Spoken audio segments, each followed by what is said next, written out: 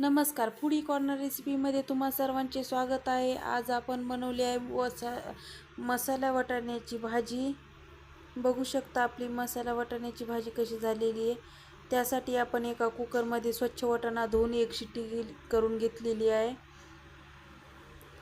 आता एका कढईमध्ये आपण लसूण कांदा परतून घ्यायचे वाटण्यासाठी। त्यात मोठे 2 टोमॅटो टाकले मी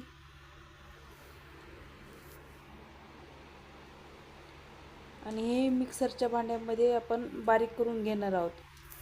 आपला वाटाणाही शिजलेला, एक शिट्टी करून घेतली आपण वाटाण्याची।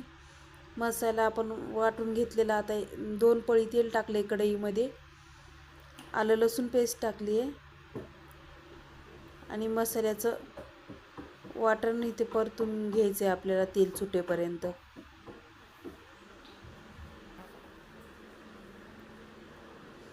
अर्धा चमचा गरम मसाला, अर्धा चमचा लाल मिरची पावडर, 2 चमचे कांदा लसूण मसाला,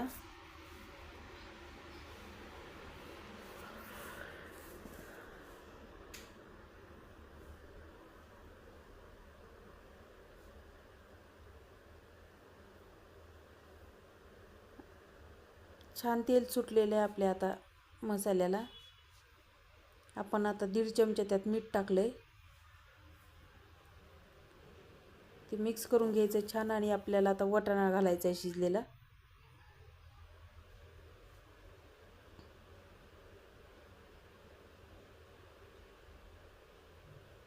आपली छान अशी वाटाण्याची भाजी झालेली आहे। त्यावरती कोथिंबीर घातली।